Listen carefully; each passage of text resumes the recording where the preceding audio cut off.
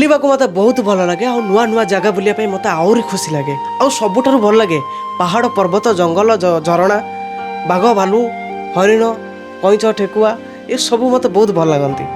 ମୋତେ ବହୁତ ଭଲ ଲାଗେ, ଆପଣମାନଙ୍କୁ ବି ବହୁତ ଭଲ ଲାଗିବ। ଆମ ଭୁବନେଶ୍ୱରର ନନ୍ଦନକାନନ ଆପଣ ସମସ୍ତେ ଜାଣିଛନ୍ତି ଚନ୍ଦକା ଜଙ୍ଗଲରେ ଅବସ୍ଥିତ ଏହି ନନ୍ଦନକାନନ 1960 ମସିହାରେ ଆରମ୍ଭ ହୋଇଥିଲା।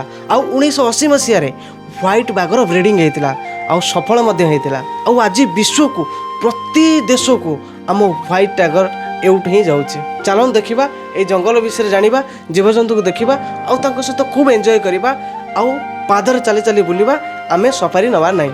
ଆମେ ପାଦରେ ବୁଲି ବୁଲି ନନ୍ଦନକାନନ ଦେଖିବା, ସଫାରି ୟୁଜ୍ କରିବାନି। ବୋଟିଂ କରିବା ଓ ରୋପ୍ରେ ଯିବା ବୁଲିବା, ତା ସହିତ ରୋପ୍ରେ ଗଲା ପରେ ବଟନିକାଲ ଗାର୍ଡ଼େନ୍ ଦେଖିବା, ବହୁତ ସାରା କିଛି ଦେଖିବା। ଚାଲନ୍ତୁ ଏଇ ଭିଡ଼ିଓରେ ସବୁ କିଛି ଗୋଟି ଗୋଟି କରି ଆମେ ଦେଖିବା ନନ୍ଦନକାନନର ସବୁ ଜୀବଜନ୍ତୁ। ଯଦି ଆମ ଭିଡ଼ିଓ ଦେଖୁଛନ୍ତି ଆମ ଚ୍ୟାନେଲକୁ ଲାଇକ୍ କରୁନାହାନ୍ତି, ସେୟାର କରୁନାହାନ୍ତି, ସବସ୍କ୍ରାଇବ୍ କରୁନାହାନ୍ତି, ତାହେଲେ এই ଭିଡ଼ିଓଟା ଦେଖି ସାରିଲା ପରେ ଆପଣ ଲାଇକ୍ କରିବେ, ସେୟାର କରିବେ ଆଉ ସବସ୍କ୍ରାଇବ୍ କରିବେ ଯେମିତି ହେଲେ। ଏହା କେବଳ ଗୋଟେ ଜୁ ନୁହେଁ, ଏ ହେଉଛି ପ୍ରକୃତିର ଏକ ଜୀବନ୍ତ ରହସ୍ୟ। ଓଡ଼ିଶାର ରାଜଧାନୀ ଭୁବନେଶ୍ୱରରୁ କିଛି ଦୂରରେ ଏହି ଚନ୍ଦକା ଜଙ୍ଗଲ ମଧ୍ୟରେ ଥିବା ନନ୍ଦନକାନନ ଅବସ୍ଥିତ। 1960 ମସିହାରେ ଇଏ ଜନ୍ମ ନେଇଥିଲା। ଦିଲ୍ଲୀର ଏକ କୃଷି ପ୍ରଦର୍ଶନୀ ପାଇଁ ଧରାଯାଇଥିବା ଜୀବଜନ୍ତୁ ଯେତେବେଳେ ଓଡ଼ିଶାକୁ ଫେରି ଆସିଥିଲେ, ତାଙ୍କୁ ଜୀବନ୍ତ ରଖିବା ପାଇଁ, ତାଙ୍କୁ ରକ୍ଷଣାବେକ୍ଷଣ କରିବା ପାଇଁ ଡିସେମ୍ବର 29, 1960 ମସିହାରେ ଓଡ଼ିଶାର ନିଜସ୍ୱ ଭାବେ ନନ୍ଦନକାନନ ଆରମ୍ଭ ହୋଇଥିଲା। ଚନ୍ଦକା ଜଙ୍ଗଲ ମଧ୍ୟରେ ଥିବା ସେଇ ଜୁ ପାର୍କ। ଏଠାରେ ରହିଛନ୍ତି 1600ରୁ ଉର୍ଦ୍ଧ୍ୱ ପଶୁ, 100ରୁ ଅଧିକ ପ୍ରଜାତିର ପଶୁ ଅଛନ୍ତି। 1980 ମସିହାରେ ପ୍ରଥମେ ଆମ ଏହି ନନ୍ଦନକାନନରେ ହ୍ୱାଇଟ୍ ବାଘର ବ୍ରିଡ଼ିଂ ହେଇଥିଲା। ଆଜି ବିଶ୍ୱର ବିଭିନ୍ନ ଦେଶକୁ ଏହି ହ୍ୱାଇଟ୍ ଟାଇଗର ପଠାଯାଉଛି। ସଦ୍ୟତମ ରିପୋର୍ଟ ଅନୁଯାୟୀ ଗତ ଆର୍ଥିକ ବର୍ଷରେ ନନ୍ଦନକାନନ ଏକ ନୂଆ ରେକର୍ଡ ସୃଷ୍ଟି କରିଛି। ପର୍ଯ୍ୟଟକ ସଂଖ୍ୟା 39 ଲକ୍ଷକୁ ବୃଦ୍ଧି ପାଇଛି। ରାଜସ୍ୱ ପ୍ରାୟ 25.37 କୋଟି ଟଙ୍କାର ରାଜସ୍ୱ ସଂଗୃହୀତ ହୋଇଛି। ଆମେ ଯେତେବେଳେ ଜୁ ପାର୍କ ଯାଉଛନ୍ତି ବୁଲିବା ପାଇଁ କିମ୍ବା ଆମେ ଦେଖିବାକୁ ଯାଉଛନ୍ତି, ଆମ ପାଖରେ ଫୁଲ୍ ଇନଫର୍ମେସନ୍ ରହିବା ଦରକାର। କେଉଁ ସମୟରେ ସେ ଖୋଲୁଛି ଆଉ କେଉଁ ସମୟରେ କ୍ଲୋଜ୍ ହେଉଛି, ଆଉ ୱିକ୍ରେ କେଉଁ ବାରରେ ସେ କ୍ଲୋଜ୍ ରହୁଛି, এইটা ନିହାତି ଜାଣିବା ଦରକାର। ଆମେ ଯଦି ଏଇଟାକୁ ନ ଜାଣୁଛନ୍ତି, ତାହେଲେ ଯଦି ଆମେ କେବେ ଯାଉଛନ୍ତି ବୁଲିବା ପାଇଁ, ତାହେଲେ ଆମେ ଠିକ୍ ଭାବରେ ଦେଖିପାରିବାନି ଯଦି କ୍ଲୋଜ୍ ଥାଏ। ଏପ୍ରିଲରୁ ସେପ୍ଟେମ୍ବର ମାସ ପର୍ଯ୍ୟନ୍ତ 7ଟା 30ରୁ ସନ୍ଧ୍ୟା 5ଟା 30 ପର୍ଯ୍ୟନ୍ତ ଖୋଲା ରହେ। ଅକ୍ଟୋବରରୁ ମାର୍ଚ୍ଚ ପର୍ଯ୍ୟନ୍ତ ସକାଳ 8ଟାରୁ ସନ୍ଧ୍ୟା 5ଟା ଯାଏଁ ଖୋଲା ରହେ। ସବୁଠାରୁ ମୋଷ୍ଟ ଇମ୍ପୋର୍ଟାଣ୍ଟ କଥା ହେଉଛି ପ୍ରତି ୱିକ୍ର ସୋମବାର ହିଁ ନନ୍ଦନକାନନ କ୍ଲୋଜ୍ ରହେ। ଯଦି ଆପଣ 12 ବର୍ଷରୁ ଉର୍ଦ୍ଧ୍ୱ, ତାହେଲେ ଆପଣଙ୍କ ପାଇଁ 50 ଟଙ୍କା ଟିକେଟ୍ ପଡ଼ିବ। 3ରୁ 12 ବର୍ଷ 10 ଟଙ୍କା। ବିଦେଶୀ ପର୍ଯ୍ୟଟକ ଯେଉଁମାନେ ଫରେନ୍ରୁ ଆସୁଛନ୍ତି ସେମାନଙ୍କ ପାଇଁ 100 ଟଙ୍କା ଶୁଳ୍କ ରହିବ। ଏମିତି ଏକ ଜୁ ବିଶ୍ୱର ସବୁଠାରୁ ଇଏ ଭିନ୍ନ ଅଟେ ଆଉ ସବୁଠାରୁ ଡିଫରେଣ୍ଟ ୱେରେ ଏଠି କାମ କରାଯାଏ। ଆଉ ଏଠି ବ୍ରିଡ଼ିଂ ସେଣ୍ଟର ମଧ୍ୟ, ତା ସହିତ ସଫାରି ସୁବିଧା, ସିଂହ ସଫାରି, ଭାଲୁ ସଫାରି ଓ ହରିଣ ସଫାରି ମଧ୍ୟ ଦେଖାଯାଏ। ଭାରତର ପ୍ରଥମ ଧଳାବାଘ ସଫାରି ଏଠାରେ ଆରମ୍ଭ ହୋଇଥିଲା। ସଫାରି ସୁବିଧା ଯଦି ଆମେ ଦେଖିବା, ସିଂହ ସଫାରି, ଭାଲୁ ସଫାରି ଏବଂ ହରିଣ ସଫାରି, ତା ସହିତ କାଞ୍ଜିଆ ହ୍ରଦ, ଏଠାରେ ନୌକା ବିହାର, ବୋଟିଂର ମଜା ନେଇପାରିବେ। ଭୁବନେଶ୍ୱର ନନ୍ଦନକାନନ ହେଉଛି ବିଶ୍ୱର ଏମିତି ଏକ ଜୁ ଯେଉଁଠାରେ ଘଡ଼ିଆର କୁମ୍ଭୀରଙ୍କର ପ୍ରଜନନ ହୋଇଥିଲା ବା ବ୍ରିଡ଼ିଂ ସେଣ୍ଟର ଏଇଠି ଆରମ୍ଭ ହୋଇଥିଲା। ମୁଁ ଆରମ୍ଭରୁ ଆପଣଙ୍କୁ କହିଥିଲି ଆମେମାନେ ଚାଲିକି ଯିବା ଦେଖିବା ପାଇଁ। ନନ୍ଦନକାନନରେ ଯେତେ ବି ଜୀବଜନ୍ତୁ ଅଛନ୍ତି ଆମେ ଚାଲିକି ଦେଖିବା, ଆମେ ସଫାରି ୟୁଜ୍ କରିବାନି। ମୁଁ ଆପଣଙ୍କୁ ଆଗରୁ କହିଛି ଆମେ ସଫାରିରେ ଯିବାନି। ଦେଖନ୍ତୁ ଲୋକମାନେ ଯାଉଛନ୍ତି।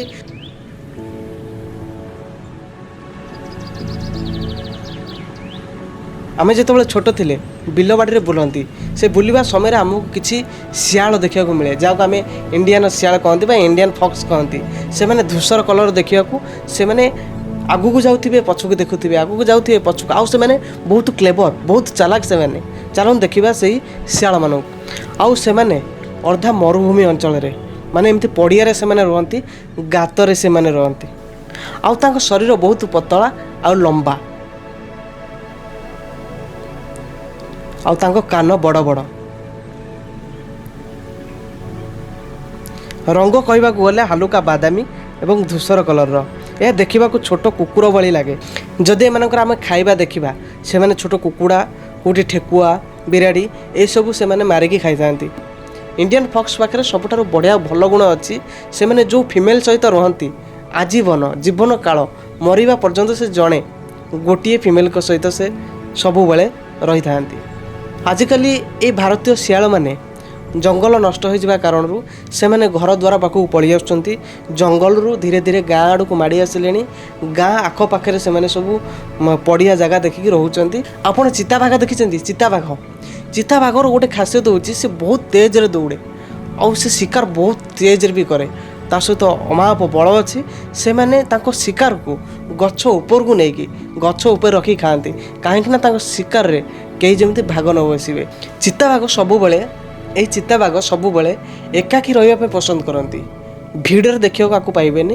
ଏମାନେ ନିଜ ଖାଦ୍ୟ ନିଜେ ରାତିରେ ବୁଲିକି ସଂଗ୍ରହ କରନ୍ତି ଆଉ ତାକୁ ଏକୁଟିଆ ଖାଇବା ପାଇଁ ଭଲ ପାଆନ୍ତି।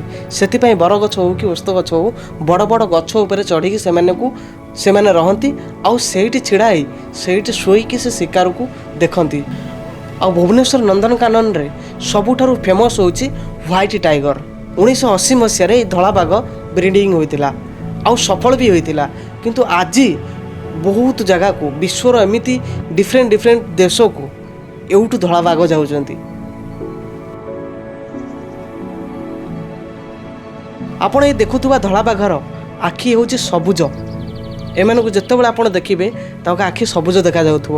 ଆପଣମାନେ ସମସ୍ତେ ଜାଣିଛନ୍ତି ବାଘ ହେଉଛି ମାଂସାଶୀ ପ୍ରାଣୀ, ସେ ମାଂସ ଖାଏ। ହରିଣ, ଠେକୁଆ, ବିରାଡ଼ି ଯାହା ଏମିତି ଆସେ ସେ ଖାଏ। ଆଉ ସେମାନେ ବେଶୀ ଦିନରେ ଶୁଅନ୍ତି ଆଉ ରାତି ହେଲେ ସକ୍ରିୟ କରନ୍ତି। ଆପଣମାନେ ସମସ୍ତେ ଜାଣିଛନ୍ତି ସେମାନେ ବେଶୀ ଶିକାର କରନ୍ତି ରାତିରେ, ବେଶୀ ସକ୍ରିୟ। ତା ସହିତ ଦିନରେ ସେମାନେ ଲେଜି ଭଳିଆ ଶୁଅନ୍ତି, ବିଶ୍ରାମ କରନ୍ତି। ଆପଣମାନେ ସମସ୍ତେ ଜାଣିଥିବେ ଘଡ଼ିଆଳ କୁମ୍ଭୀର ବା ଯେଉଁମାନେ ମାଛ ଧରିକି ବେଶୀ ଖାଆନ୍ତି, ତାଙ୍କ ଥଣ୍ଟ ଭଳିଆ ହେଇଥିବ ତାଙ୍କ ମୁହଁ, ସେମାନେ ଲମ୍ବା। ସେଇ ତା'ର ପ୍ରଥମ ବ୍ରିଡ଼ିଂ ଆମ ଏଇ ନନ୍ଦନକାନନରେ ହେଇଥିଲା ଆଉ ତାହା ସଫଳ ମଧ୍ୟ ହେଇଥିଲା। ସାୟଦ ଆପଣମାନେ ଏ କଥାଟା ଜାଣିଥିବେ, ଆମ ଏଇ ନନ୍ଦନକାନନରୁ 500ରୁ ଅଧିକ ଘଡ଼ିଆଳ କୁମ୍ଭୀର ଆମ ମହାନଦୀରେ ଛଡ଼ାଯାଇଛି। ଏଥିପାଇଁ ସେ ଛଡ଼ାଯାଇଛି କି ସେମାନେ ବେଶୀ ମଣିଷ ପାଇଁ କିଛି କ୍ଷତିକାରକ ନୁହେଁ, ସେମାନେ ମାଛ ଧରିକି ଖାଆନ୍ତି ଆଉ ଏମିତିରେ ସେମାନେ ଜାଲରେ ବାଜିକି ବି ସେମାନେ ମରିଯାଉଛନ୍ତି। ଧୀରେ ଧୀରେ ତାଙ୍କ ବଂଶ ଲୋପ ପାଉଛି। ସମସ୍ତେ କହନ୍ତି କି ଆମ ଇଣ୍ଡିଆନ୍ ଗୋଟେ କଙ୍ଗାରୁ ଅଛି ଯେଉଁଟାକି ଆମ ନନ୍ଦନକାନନରେ ଅଛି। ତା'ର ଆକ୍ଚୁଆଲି ସତ କଥା ହେଉଛି ସେଇଟା କଙ୍ଗାରୁ ନୁହେଁ, ଆମ ଇଣ୍ଡିଆନ୍ କଙ୍ଗାରୁ ନୁହେଁ ସେଇଟା, ତା'ର ନାମ କିଛି ଅଲଗା ଅଛି। ସେ ଗୋଟେ ନେଉଳ ପ୍ରଜାତିର। ଆମେ ସମସ୍ତେ ତାକୁ ଦେଖିକି କହୁଛନ୍ତି, ଯେହେତୁ ସେ କଙ୍ଗାରୁ ପରିକା ଟିକେ ଦେଖିବା ପାଇଁ ଆମେ ତାକୁ କହୁଛନ୍ତି କି ଆମ ଇଣ୍ଡିଆନ୍ କଙ୍ଗାରୁ, ଯେଉଁଟାକି ବହୁତ ଛୋଟ। ଆକ୍ଚୁଆଲି ସେଇଟା କଙ୍ଗାରୁ ନୁହେଁ, ସେ ହେଉଛି ଏକ ନେଉଳ ପ୍ରଜାତିର। ତା'ର ଅସଲି ନାମ ହେଉଛି ଇଣ୍ଡିଆନ୍ ଗ୍ରେ ମଙ୍ଗୋସ୍। ଯେତେବେଳେ ଶୀତ ଦିନ ହୁଏ, ଆପଣମାନେ ସମସ୍ତେ ଜାଣିଥିବେ ଶୀତଦିନ ସମୟରେ ନଦୀରେ କଇଁଛ ଅଣ୍ଡା ଦିଅନ୍ତି। ସାୟଦ କିଛି ଲୋକ ସେଇ କଇଁଛର ଅଣ୍ଡାକୁ ଚୋରେଇକି ଖାଇଥାନ୍ତି ଆଉ ବିକ୍ରି ବି କରିଥାନ୍ତି। ଯେତେବେଳେ କଇଁଛ ଅଣ୍ଡା ଦିଏ, ସେ ବାଲି ଉପରକୁ ଆସିକି ବାଲିକୁ ଗାତ କରି ତା ଦେହରେ ଅଣ୍ଡା ଦେଇକି ସେ ପୋତିକି ପଳାଏ। ତା ଛୁଆ ମରେ କି ବଞ୍ଚେ ସେ କେବେ ପଛକୁ ଦେଖେନି। ଥରେ ଅଣ୍ଡା ଦେଇକି ସେ ରିଟର୍ଣ୍ଣ କରେ, ସେ ଆଉ କେବେ ସେ ଅଣ୍ଡା ପାଖକୁ ଫେରେନି। ତାପରେ ସେ ଅଟୋମେଟିକ୍ ସେ ଗାତରୁ କଇଁଛ ଅଣ୍ଡା ଫାଟି ସେମାନେ ପାଣିକି ଚାଲିଯାଆନ୍ତି। ଆଉ ଆମେ ଆଜି ଯେଉଁ କଇଁଛ ଦେଖିବା ସେମାନେ ହେଉଛନ୍ତି ପଥୁରିଆ କଇଁଛ। ଆପଣ ତାଙ୍କୁ ଦେଖିଲେ ସେ ପଥର ପରିକା ଦେଖାଯାଉଥିବେ।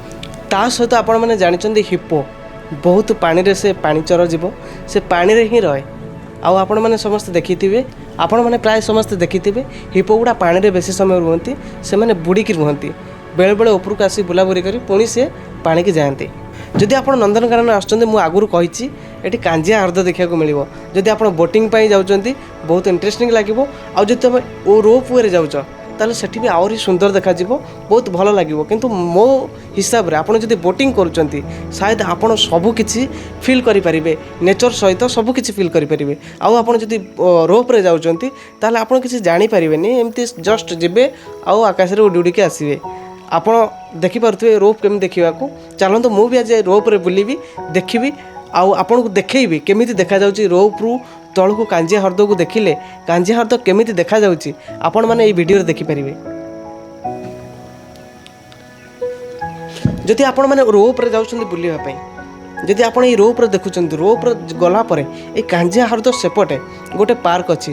ଯଦି ସେ ବଟନିକାଲ ପାର୍କରେ ଆପଣ ବୁଲୁଛନ୍ତି ତା ପାଇଁ ଏକ୍ସଟ୍ରା ଆପଣଙ୍କୁ 20 ଟଙ୍କା ଟିକେଟ୍ କାଟିବାକୁ ପଡ଼ିବ। ଆପଣ ସେଠି ଗଲେ ବହୁତ କାକ୍ଟସ୍ର ବିଭିନ୍ନ ଗଛ ଦେଖିପାରିବେ, ମନ୍ଦାର ଗଛ ଦେଖିପାରିବେ, ଆଉ ଗ୍ଲାସ୍ ହାଉସ୍ ଦେଖିପାରିବେ। ବହୁତ ବଡ଼ ଏରିଆଟା, ଆପଣ ବୁଲିକି ଦେଖିପାରିବେ, ବହୁତ ଇଣ୍ଟରେଷ୍ଟିଂ ଲାଗିବ। ତ ଆମେ ଦେଖିପାରୁଥିବେ ଆମ ପାଖରେ ରୋପ୍ ୱେରେ ଯିବା ପାଇଁ ବି ଟିକେଟ୍ ଅଛି। ଆମେ ଗଲା ପରେ ବଟନିକାଲ୍ ଗାର୍ଡ଼େନ୍ ବି ଆମେ ବୁଲିକି ଦେଖିବୁ। ଆପଣମାନେ ଦେଖନ୍ତୁ କ'ଣ କ'ଣ ଏଠି ଅଛି, କ'ଣ କେମିତି ଲାଗୁଛି, ଆଉ କ୍ୟାକ୍ଟସ୍ କେମିତି ଅଛି, କେତେ ଗଛ ପ୍ରଜାତିର ଅଛି, ତା ସହିତ ହ୍ୱାଇଟ୍ ଗ୍ଲାସ୍ ହାଉସ୍, ଆପଣମାନେ ଗ୍ଲାସ୍ ହାଉସ୍ ବି ଦେଖିପାରୁଥିବେ। ଆମେ ଆସିକି ପହଞ୍ଚି ଯାଇଛୁ ହ୍ୱାଇଟ୍ ହାଉସ୍ ପାଖରେ। ନାଇଁ, ଆମେ ଆସିକି ପହଞ୍ଚି ଯାଇଛୁ ହ୍ୱାଇଟ୍ ହାଉସ୍ ନୁହେଁ, ଏଇଟା ତ ଗ୍ଲାସ୍ ହାଉସ୍ଟା। ଆମେ ଗ୍ଲାସ୍ ହାଉସ୍ ପାଖରେ ଆସିକି ପହଞ୍ଚି ଯାଇଛୁ। ଆମେ ରୋପ୍ ସାହାଯ୍ୟରେ ଆସିକି ଆମେ ଏଠି ପହଞ୍ଚି ସାରିଛୁ। ବହୁତ ଭଲ ଲାଗିଲା, ବହୁତ ଡର ଲାଗୁଥିଲା ମଧ୍ୟ, ତଥାପି ଆମେ ଆସି ପହଞ୍ଚି ଯାଇଛୁ ଗ୍ଲାସ୍ ହାଉସ୍ ଦେଖିବା ପାଇଁ। ଏଠି ଗୋଟେ ଛୋଟ ପାର୍କ ଟାଇପ୍ରେ ଅଛି। ଆମେ ଭିତରକୁ ଯାଇକି ବୁଲିକି ଦେଖିବା କେମିତି ହେଇଛି ପାର୍କଟା, ଏଠି କ'ଣ କ'ଣ ଅଛି, ଆଉ ଏତେ ଦୂରରେ ଏଇଟା କେତେ ଜାଗାରେ ଏମିତି ହେଇଛି। ବହୁତ ବଡ଼ ଜାଗା, ଆପଣ ଦେଖିପାରୁଥିବେ ଏଇଟା ବହୁତ ବଡ଼ ଜାଗା। ଆଉ ଆମେ ବର୍ତ୍ତମାନ ମୁଁ ଏବେ ଭିତରକୁ ଯାଉଛି, ଆସନ୍ତୁ ମୋ ସହିତ, ଆପଣ କ୍ଲିଅରରେ ଦେଖିପାରିବେ କ'ଣ କ'ଣ ୟା ଭିତରେ ଅଛି, କ'ଣ କେମିତି ପାର୍କ ହେଇଛି, ଆଉ ଗ୍ଲାସ୍ ହାଉସ୍ରେ କ'ଣ ସବୁ ରହିଛି, ଗଛ କେମିତି ଲାଗିଛି, ସବୁ ବହୁତ ଦେଖନ୍ତୁ। ଗୋଟେ ମାଉସୀ ଏଠି କାମ କରୁଛନ୍ତି, ତଥାପି ସିଏ ସାୟଦ ସକାଳୁ ଆସିକି ସେ ଏଠି ଜବ୍ କରିଛନ୍ତି, ସେଥିପାଇଁ ଦେଖିପାରୁଥିବେ କେମିତି ସୁନ୍ଦର ଦେଖାଯାଉଛି ଏ ପାର୍କ। ଘାସ ଉଠିଛି, ୱାଓ ମସ୍ତ ଲାଗୁଛି, ଅତି ସୁନ୍ଦର ଜାଗା, ବହୁତ ବଢ଼ିଆ ଲାଗୁଛି ମୋତେ। ଆପଣମାନଙ୍କୁ ବି ଭଲ ଲାଗୁଥିବ ମୁଁ ଆଶା କରୁଛି। ବହୁତ ସାଇଜ୍ରେ ଗଛ ଗୁଡ଼ାକୁ କଟାଯାଇଛି, ଗଛ ଗୁଡ଼ା ବହୁତ ସୁନ୍ଦର ଦେଖାଯାଉଛି।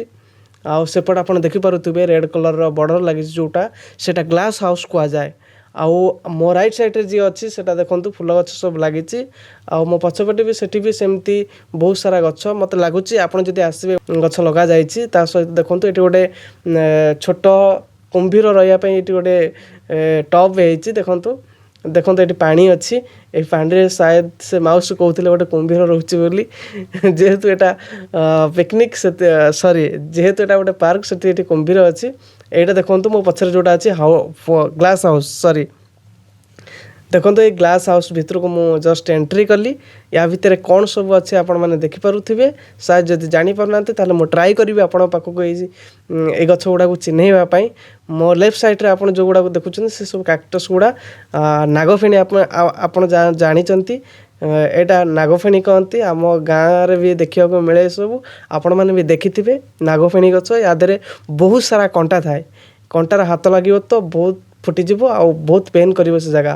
ଇଏ ସବୁ ବିଭିନ୍ନ ଟାଇପ୍ର ଫୁଲ ଗଛ ସବୁ ୱିଣ୍ଟର ସିଜନ୍ ପାଇଁ ଏସବୁ ଗଛ ଲଗା ହେଇଥିଲା। ଏବେ ଯେହେତୁ ସମୟ ୱିଣ୍ଟର ସିଜନ୍ ଚାଲିଯାଇଛି, ସେଥିପାଇଁ ସେ ସବୁ ସରିଯାଇଛି, ଏ ଗଛ ସବୁ ଥୁଣ୍ଟା ହେଇଯାଇଛି। ଏପଟେ ଦେଖୁଥିବେ ନାଗଫେଣି ଗଛ, ଆଉ ଏପଟେ ଛୋଟ ଛୋଟ ନାଗଫେଣି ଗଛ ଦେଖନ୍ତୁ, କ୍ୟାକ୍ଟସ୍ ଗୁଡ଼ା ବହୁତ ସୁନ୍ଦର ଦେଖାହେଉଛି। ତଥାପି ମୋଷ୍ଟ ବ୍ୟୁଟିଫୁଲ୍ ଜାଗା ଏଇଟା ଗୋଟେ।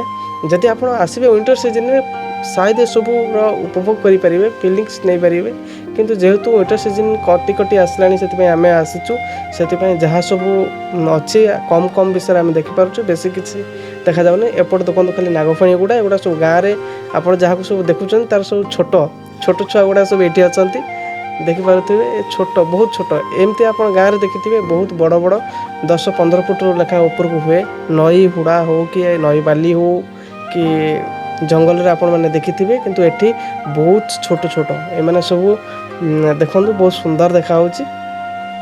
କିନ୍ତୁ ଭୁଲରେ ଆଧିରେ ହାତ ଲଗାଇବେନି, ଏ ଛୋଟ କଣ୍ଟା ହାତରେ ପଶିଯିବ ଯଦି ବାହାରିବା ପାଇଁ ବହୁତ କଷ୍ଟ ହେବ। ତଥାପି ଆମେ ବହୁତ ସତର୍କତାର ସହିତ ଦେଖୁଛି, ମୁଁ ହାତ ଲଗାଉନି, ମୋତେ ଡର ବି ଲାଗୁଛି। କାହିଁକିନା ନାଗଫେଣି କଣ୍ଟାର ପେନ୍ ମୁଁ ଛୋଟବେଳେ ନେଇଥିଲି। ବହୁତ କଷ୍ଟ ଲାଗେ, ବହୁତ ବିନ୍ଧା ହୁଏ। ଏଇ ଗଛ ଗୁଡ଼ା ଦେଖନ୍ତୁ ସବୁ ଫୁଲ ଝଡ଼ି ଯାଇଛି, ଆଉ ତାକୁ ଆଣିକି ସବୁ ଗ୍ଲାସ୍ ହାଉସ୍ ଭିତରେ ରଖାଯାଇଛି। ମୁଁ ଜଷ୍ଟ ବାହାରକୁ ଯାଉଛି, ଦେଖିବା ଆହୁରି କେତେ ସବୁ ବହୁତ ସାରା ଫୁଲ ଗଛ ଦେଖନ୍ତୁ। ମୁଁ କହିଛି ୱିଣ୍ଟର ସିଜନ୍ ପାଇଁ ଏସବୁ ଫୁଲ ଗଛ ଲଗାଯାଇଥିଲା, ଆଉ ସିଏ ବି ହେଇସାରିଛି। ଏବେ ଝଡ଼ିଗଲାଣି ଫୁଲ ସବୁ, ଆଉ ସେମିତି କିଛି ବିଶେଷ ଫୁଲ ଫୁଟୁନି। ତଥାପି ଲୋକ ଆସୁଛନ୍ତି ଦେଖିବା ପାଇଁ, ବହୁତ ସୁନ୍ଦର ଦେଖାଯାଉଛି। ଏମାନେ ସବୁ ଗଛ ଶୁଖି ଆସିଲାଣି, କାହିଁକିନା ୱିଣ୍ଟର ସିଜନ୍ ଗଛ ସବୁ ମରିଯିବ ଏବେ ଦେଖନ୍ତୁ ଏପଟେ ଗୋଟେ ବହୁତ ବଡ଼ ପାର୍କ। ମୁଁ ଦୌଡ଼ି ଯାଉଛି, ବହୁତ ସୁନ୍ଦର ଲାଗୁଛି, ମୋତେ ବହୁତ ଭଲ ଲାଗୁଛି। କାହିଁକିନା ମୁଁ ସେପଟୁ ବହୁତ ସାରା ପଶୁପକ୍ଷୀଙ୍କୁ ଦେଖିକି ଆସିଲା ପରେ ବହୁତ ଗୋଡ଼ ହାତ ଗୁଡ଼ା ପେନ୍ ହେଉଥିଲା। ଆମେ ଏବେ ରୋପ୍ରେ ବସିକି ଆସିଲୁ, ଯେହେତୁ ଟିକେ ଏଠି ବହୁତ ବଢ଼ିଆ ପବନ ବାଜୁଛି। ପାର୍କଟା ସୁନସାନ୍, କେହି ନାହାନ୍ତି, ସାୟଦ ଆମେ ହିଁ ଅଛୁ, ମୋ ସହିତ ମୋ ସାଙ୍ଗ ଅଛି। ତ ଆପଣମାନେ ଦେଖିପାରୁଥିବେ ବହୁତ ସୁନ୍ଦର ଜାଗା, ବହୁତ ଭଲ ଲାଗୁଛି ଏଠି ମଧ୍ୟ। ମୁଁ ବିଶେଷ କରି ଆପଣଙ୍କୁ କହିବି ଆସନ୍ତୁ ଦେଖନ୍ତୁ ଆଉ ଇଣ୍ଟରେଷ୍ଟ ଚାଲନ୍ତୁ ଆଉ ସବୁ କ'ଣ ଅଛି ବୁଲିକି ଦେଖିବା। ଏପଟେ ତ ଆପଣମାନେ ସମସ୍ତେ ଦେଖିଲେ ଗଛ ସବୁ ଲାଗିଛି ପାର୍କଟା ଛୋଟ ପାର୍କଟା। ଆଉ ଦେଖନ୍ତୁ ଏଠି କେମିତି ଏଇଟା କେଉଁ ଗଛ ସାୟଦ ମୁଁ ତ ଜାଣିନି ତ ଆପଣମାନଙ୍କୁ ଇନଫର୍ମେସନ୍ ଦେଇପାରିବିନି ଏ ଗଛ ଉପରେ। ଏଇଟା ଦେଖନ୍ତୁ ଗୋଟେ ବହୁତ ସୁନ୍ଦର ଗଛ ଏଇଟାକୁ କହନ୍ତି ଆମ ସେପଟେ ଝାଉଁ ଗଛ। ଯେଉଁମାନେ ପୁରୀ ଅଞ୍ଚଳର ଲୋକ ଯେଉଁମାନେ ପୁରୀ ଅଞ୍ଚଳରେ ଥିବେ ସେମାନେ ଜାଣିଥିବେ ଝାଉଁ ଚାଷ ହୁଏ ବାଲିରେ ସବୁ ସମୁଦ୍ର ବାଲିରେ ଝାଉଁ ଚାଷ। ଏସବୁ ଝାଉଁ ଗୋଟେ ଛୋଟ ଗଛଟେ କିନ୍ତୁ ସେ କେମିତି ଆମର ହେୟାର ଷ୍ଟାଇଲ୍ ଭଳିଆ ହେଇଛି ମାନେ ଝିଅ ପିଲାଙ୍କ ହେୟାର ଭଳିଆ ଦେଖାହେଉଛି। ମୁଁ ତାକୁ ଦେଖୁଛି ତା ଭିତରେ କ'ଣ ସବୁ ଅଛି ବହୁତ ସୁନ୍ଦର ଲାଗୁଛି ପୁରା ହେୟାର ଟାଇପ୍ର ଲାଗୁଛି। ମୁଁ ହାତ ଲଗେଇଲି ତା ଦେହରେ ବହୁତ ସୁନ୍ଦର ଲାଗୁଛି। ତଥାପି ଦେଖନ୍ତୁ କେମିତି ହେଇଛି ଝାଉଁ ଗଛ ଆକୁ କହନ୍ତି। ଝାଉଁ ଗଛ ଗାଁରେ ଦେଖିଥିବେ ବହୁତ ବଡ଼ ବଡ଼ ହୁଏ କିନ୍ତୁ ତାର ଏଇ ଛୋଟ ସାଇଜ୍ଟା ଏଠି ଲଗାଯାଇଛି।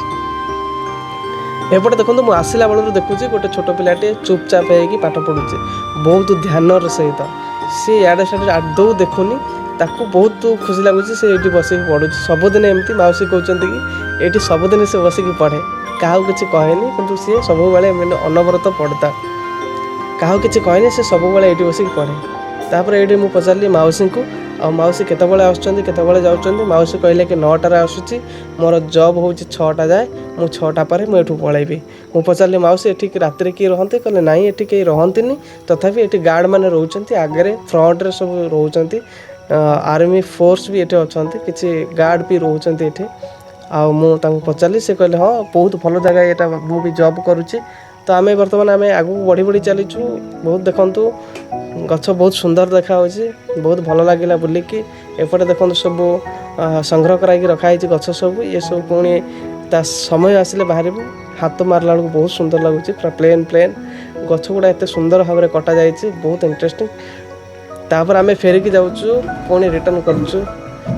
ଆମେ ଯାଇଥିଲୁ ଗ୍ଲାସ୍ ହାଉସ୍ ଦେଖିବା ପାଇଁ ରୋପ୍ରେ ଦେଖୁଥିବେ ଆମ ରୋପ୍ ଯାଉଛି ଏବେ ଆମେ ରୋପ୍ରେ ଆସିକି ରିଟର୍ନ କରୁଛୁ। ବହୁତ ବଢ଼ିଆ ଲାଗୁଛି ପବନ ଲାଗୁଛି ଦେହ ପୁରା ଥଣ୍ଡା ଥଣ୍ଡା କୁଲ୍ ଲାଗୁଛି। ଆଉ ସେଠି ଆମେ ଦେଖିଲୁ ମନ୍ଦାର ଫୁଲ ବହୁତ ସାରା ସେଠି ଅଛି ଭିନ୍ନ ଭିନ୍ନ ମନ୍ଦାର ଫୁଲ।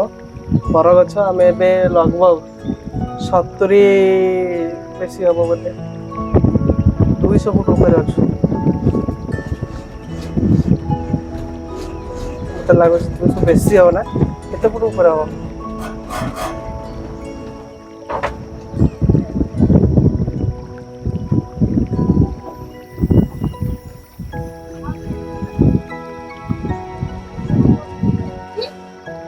ଗୋଟେ ଛୋଟ ପିଲା କହୁଛି ଝୁଲରେ ନେତାଇ ଝୁଲ ଝୁଲରେ ନେତାଇ ଝୁଲ। ସେଠି ଦେଖନ୍ତୁ ଗୋଟେ ମଙ୍କି କେମିତି ସିମ୍ପାଜି କେମିତି ସେ ନାଚୁଛି ହଲୁଛି ତାକୁ ଛୋଟ ପିଲାମାନେ କହୁଛନ୍ତି ଝୁଲରେ ନେତାଇ ଝୁଲ। ଏଇଟା ଦେଖନ୍ତୁ କେମିତି ଗୋଟେ ଛୋଟ ମାଙ୍କଡ଼। ଆପଣମାନେ ପ୍ରାୟ ଜାଣିଛନ୍ତି ଆମ ଓଡ଼ିଶାରେ 2ଟା ମାଙ୍କଡ଼ ଦେଖିବାକୁ ମିଳେ ଗୋଟେ ହେଲା ବ୍ଲାକ୍ ମଙ୍କି ଆଉ ଗୋଟେ ରେଡ୍ କଲର୍ର ଯେଉଁମାନେ ଖଣ୍ଡଗିରି ରହନ୍ତି ଆପଣମାନେ ସେମାନଙ୍କୁ ଦେଖିଛନ୍ତି।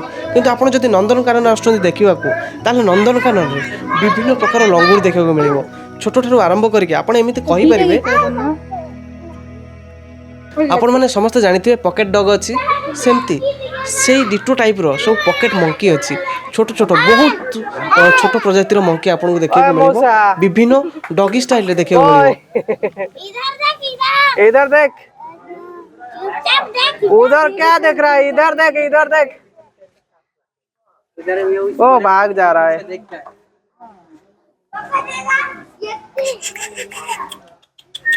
ओए छलांगला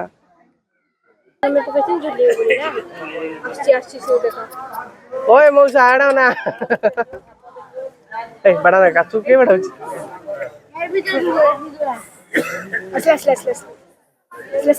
हाय हाय हाय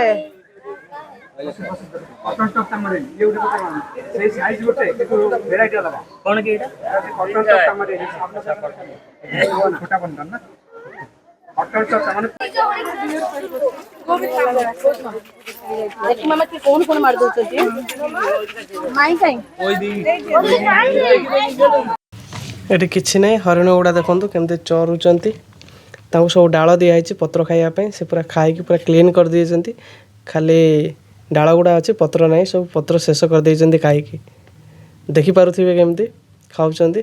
ଆଉ ଏଇଟା ସାଇଡ୍ ରାସ୍ତା, ଏଇପଟେ ଗଲେ ଆପଣଙ୍କୁ କାଞ୍ଜିଆ ହ୍ରଦ ପଡ଼ିବ। ଦେଖନ୍ତୁ ସବୁ ଏଇପଟେ ଯାଉଛନ୍ତି। ଏଠି ମାଙ୍କଡ଼ ବି ଅଛନ୍ତି। ତ ଯଦି ବି ଆପଣ ଯାଉଛନ୍ତି ମାଙ୍କଡ଼କୁ ଟିକେ ଜଗି ରଖିକି ଯିବେ, କାହିଁକିନା ସେମାନେ ଆସିକି ନେଇଯାଉଛନ୍ତି ସବୁ, ଛଡ଼େଇ ନେଇଯାଉଛନ୍ତି ଯାହା ବି ଆପଣ ହାତରେ ଧରିକି ନେଇକି ଯାଉଛନ୍ତି।